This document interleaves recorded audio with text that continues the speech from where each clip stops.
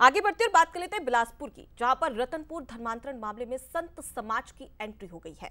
संत समाज ने अब उग्र आंदोलन की चेतावनी दी है।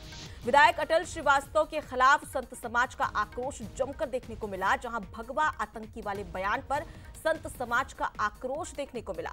अगर माफी नहीं मांगी गई तो इस दौरान यहां पर एक बड़ी कार्रवाई भी की जाएगी। एक आक्रोश की स्थिति अब पनपती हुई छत्तीसगढ़ में नजर आ रही है, जहां पुलिस से भी अब एफआईआर और गिरफ्तारी की मांग की गई है।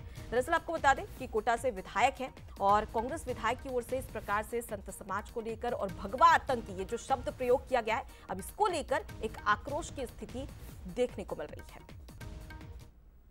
संदेश देना चाहते हैं कि अति शीघ्र सर्व समाज से, सनातन से माफी मांगे या फिर हर प्रकार के आक्रोश का सामना करने के लिए तैयार रहे।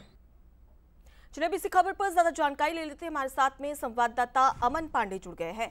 अमन, जिस प्रकार से हम देख रहे हैं कि धर्मांतरण को लेकर पूरे छत्तीसगढ़ में सियासत देखने को मिल रही है, लेकिन इसी दौरान कांग्रेस के एक नेता यानी कि विधायक का ये बयान भगवा आतंकी कहीं ना कहीं अब कांग्रेस के ऊपर एक फिर से निशाना साध रहा है। और अब जो साधु संतों की एंट्री हो गई है, इससे कहीं ना कहीं ये कहा जा सकता है कि कांग्रेस के लिए भारी मुश्किल हो सकती है। जो निश्चित तौर पर कोटा विधायक अटल श्रीवास्तव जो हैं वो लगातार विवादों में अब घिरते जा रहे हैं।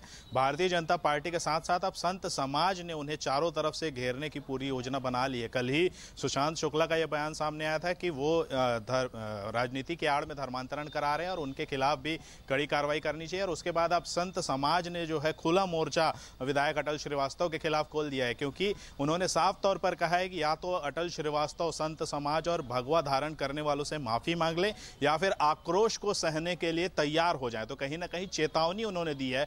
और इसके साथ ही उन्होंने सीधे तौर पर सुशांत शुक्ला के जो बुलडोजर वाले बयान था उसको समर्थन दे दिया है और कहा है कि अगर विधर्मी वहां पर अभी भी सक्रिय रहे तो उनके ऊपर बुलडोजर वाली कार्रवाई की जाएगी और पूरे देश भर में इस तरह की कार्रवाई होनी चाहिए। कुल मिलाकर जो अटल श्रीवास्तव हैं वो अब विवादों में घिरते नजर आ रहे हैं और पुलिस पर भी इस बात का दबाव बनाया जा रहा है संत समाज के द्वारा कि उनके खिलाफ एफआईआर दर्ज की जाए और उनके खिलाफ कड़ी से कड़ी कार्रवाई की जाए। और इसके साथ ही अगर कार्रवाई नहीं होती है तो कड़े और उग्र आंदोलन की चेतावनी भी उन्होंने दी है। उन्होंने कहा है कि 11 और 12 तारीख को अमरकंटक में एक धर्म सभा आयोजित होने वाली है, उसमें इस बात को रखा जाएगा और वहां पर संत समाज के जो तमाम लोग हैं वो इस पर चर्चा करेंगे और उस पर निर्णय लेंगे कि आखिर इस विषय में आगे किस तरह के कदम उठाने। हालांकि उन्होंने ये भी कहा है कि संत समाज हिंसा नहीं करता, लेकिन उन्होंने चेतावनी देते हुए कहा है कि जो संत समाज के समर्थक हैं वो आक्रोशित हैं और उनके जो गुस्से का सामना जो है अटल श्रीवास्तव को करना पड़ता है। इस पूरे मामले में राजनीति भी गर्मा गई है